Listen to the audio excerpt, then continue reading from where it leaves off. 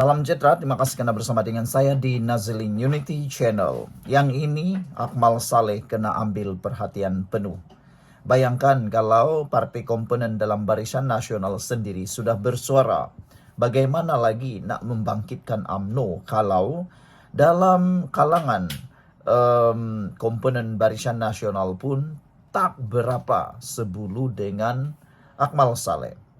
Akmal Saleh perlu renung kenapa dia tak disukai oleh orang bukan Melayu, kata pemimpin MCA ini. Yang lebih menarik lagi, saudara-saudara sekalian, kita sedar mana-mana parti politik yang tidak tidak mendapat sokongan daripada kalangan bukan Melayu adalah sukar untuk menjadi kerajaan untuk politik terkini. Dengan adanya kemunculan berbagai parti berasaskan Melayu Islam, amatlah sukar untuk mana-mana parti, Barisan Nasional, Perikatan Nasional untuk memerintah. Hanya Pakatan Harapan yang mempunyai kelebihan kerana mempunyai parti amanah dan mempunyai DAP yang disukai oleh orang bukan Melayu serta PKR yang mempunyai kekuatan akar umbi bukan Melayu Islam. Oleh sebab itulah, memang tepat apa yang dikatakan oleh pemimpin ini. Akmal perlu renung kenapa dia tak disukai oleh orang bukan Melayu. Seorang naib presiden MCA membidas Ketua Pemuda UMNO Dr. Akmal Saleh yang telah mengancam untuk menyaman seorang pemimpin parti Johor kerana merujuknya dengan nama julukan yang menghina. Tan Tiap Cheng berkata, Akmal harus merenung kenapa orang Melayu berpandangan negatif terhadapnya. Kata-kata dan tindakan Akmal telah berulang kali mencetuskan rasa tidak puas hati dalam kalangan masyarakat bukan Melayu. Ini bukan sekadar pendapat peribadi. Timbalan Ketua Publicity MCA Johor, Lau Yak Kwang atau mana-mana ahli MCA, yang mencerminkan persepsi yang lebih luas orang bukan Melayu terhadapnya. Sikap Akmal bukan sahaja merosakkan hubungan antara parti komponen BN, tetapi juga menjejaskan usaha BN untuk mendapatkan sokongan daripada masyarakat bukan Melayu, kata Tan dalam satu kenyataan hari ini. Yang lebih menarik lagi, Akmal Saleh selalu menghentam DAP. Walhal DAP ialah rakan dalam kerajaan perpaduan. Tapi Akmal Saleh tetap seringkali menjadikan DAP sebagai kambing hitam dalam mana-mana isu.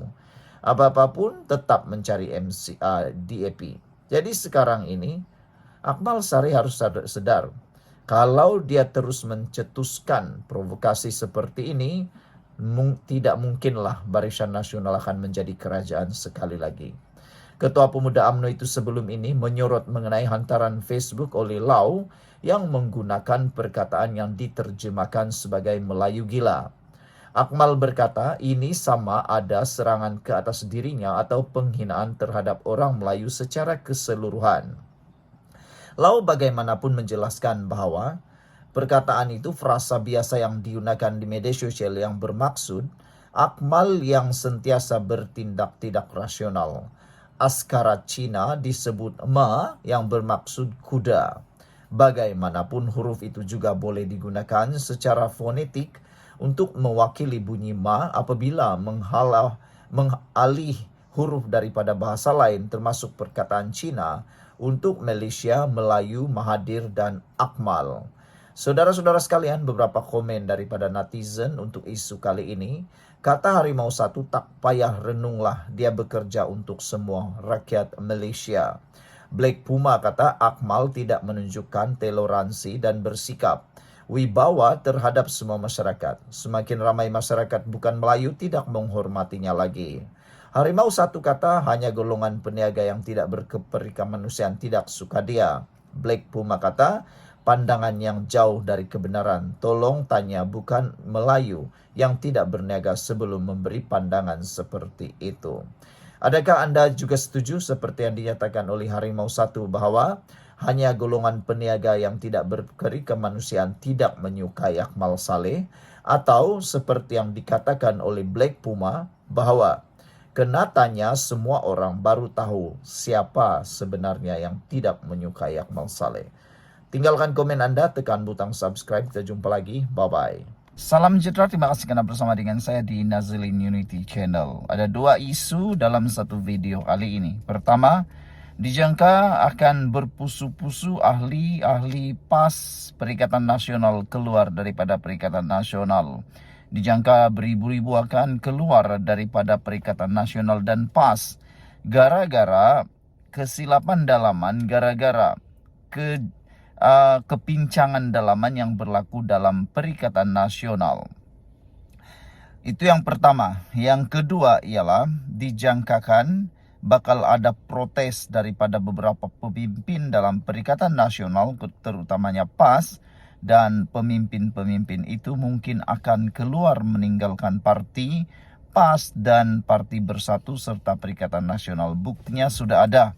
Ramai yang tak berpuas hati dengan hala tuju Perikatan Nasional sekarang yang cukup signifikan dengan pelbagai fitnah. Hari ini kita dikejutkan dengan satu keputusan daripada Taqiyuddin Hasan. Apabila Taqiyuddin Hasan, Setiausaha Agung PAS, membela Razman Zakaria. Beliau kata, PAS menganggap kekilafan Razman itu sebagai isu terpencil dalam isu Hanayo. Ini bukan isu terpencil. Ramai netizen bahkan pengulas politik nyatakan, ini bukan isu terpencil, ini adalah isu yang sengaja dibuat.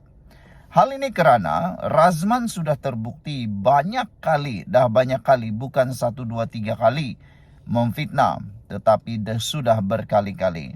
Apabila Taqiyuddin Hasan menyatakan PAS anggap kekilafan Razman itu sebagai isu terpencil, ramai netizen sudah mula mengatakan bahawa PAS ini semakin hari menjadi semakin sesat. Apabila Taqiyuddin menyatakan begitu, dapat dilihat seperti seakan-akan PAS dan Perikatan Nasional menormalisasikan perbuatan fitnah. Sedangkan fitnah itu adalah satu perkara yang besar dosanya, lebih besar daripada membunuh. Jadi, itu sebabnya ramai ahli PAS dijangka akan keluar berpusu-pusu. Berpuluh ribu akan keluar daripada PAS dan Perikatan Nasional kerana mereka sudah mula sedar betapa PAS dah semakin hilang arah, dah semakin sesat. Bayangkan sajalah, perbuatan memfitnah dikata sebagai terpencil. Ini bukan terpencil. Perbuatan dosa fitnah itu bukan perbuatan terpencil, tapi perbuatan terkutuk. Tiada tindakan daripada PAS dan Razman kekal sebagai Pesuruhjaya PAS Perak. Ini bukan sekali, bukan 2 kali, bukan 3 kali, tetapi sudah banyak kali Razman membuat fitnah, dan ada yang menyebabkan beliau terpaksa membayar ratusan ribu ringgit akibat fitnah yang dibawanya. Persoalannya, adakah perbuatan fitnah Razman direstui oleh pimpinan PAS? Pertama, fitnah dengan mengaitkan Datuk Seri Anwar Ibrahim akan membawa LGBT. Itu fitnah pertama yang pernah dibuat oleh Razman Zakaria. Yang kedua, fitnah mengaitkan Nizar Jamaluddin menyokong konsep negara sekular diperjuangkan oleh DAP dan telah pun didenda RM200,000. Ketiga, fitnah mengatakan Lim Guan Eng menyokong larangan pengambilan pekerja hotel wanita memakai tudung, telah pun didenda RM250,000. Selain itu juga memfitnah mengaitkan pengerusi DAP Perak itu dengan insiden mengibarkan bendera negara China di Teluk Intan. Akhirnya dia tampil memohon maaf. Dan terkini fitnah mengaitkan Menteri Belia dan Sukan Hanayo dengan konglomerat YTL. Jadi saudara-saudara sekalian, apa pendapat anda?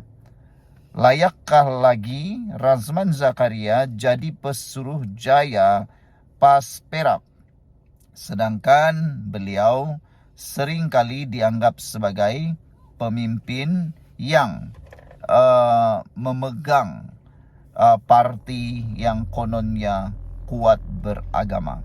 Sekian dulu untuk kali ini. Jangan lupa tinggalkan komen Anda.